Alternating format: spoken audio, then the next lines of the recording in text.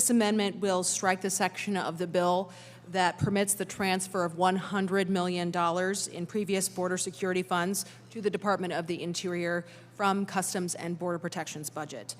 These are the funds that Congress had previously appropriated to secure our southwest border.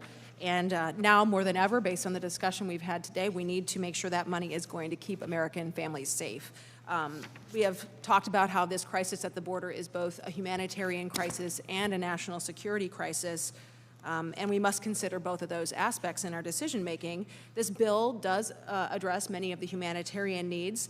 It pours tens of millions of dollars into items like migrant processing improvements and funding child caregivers, all very important things. But it does fall severely short when it comes to the efforts to respond to the security aspects of this surge and crisis at the border.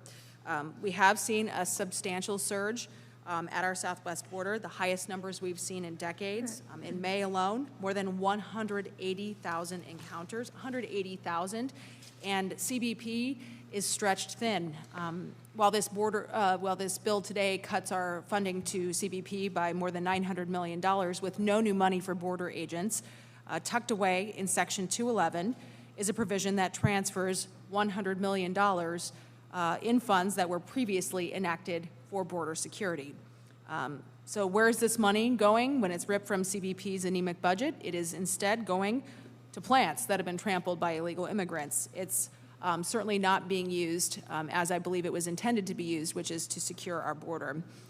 And I know many of the members of this committee, including myself, have been to the border to see what's happening.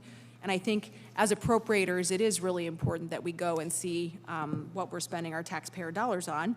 I traveled with Representative Gonzalez to the Del Rio sector in Texas, spoke with agents from CBP on the ground, and I have been following their reports. I would encourage all of my colleagues to look at the Del Rio sector's Facebook page. They post these statistics pretty much on a daily basis.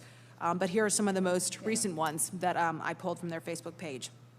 From July 2nd to 5th, Border Patrol agents arrested 3 Mexican nationals with prior convictions for child molestation, sexual abuse, and aggravated criminal sexual abuse.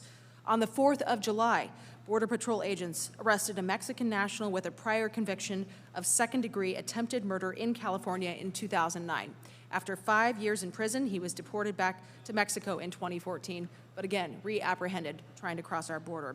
And since the start of fiscal year 21, agents have arrested 927 undocumented migrants with prior criminal convictions, a 382% increase over the same time frame last fiscal year.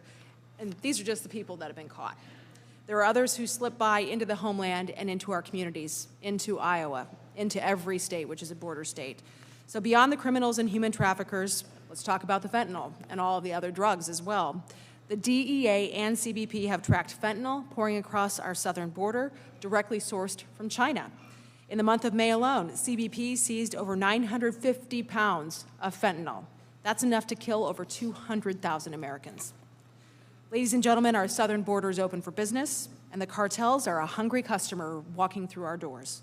So this money is needed for border security. This money is needed for that enforcement.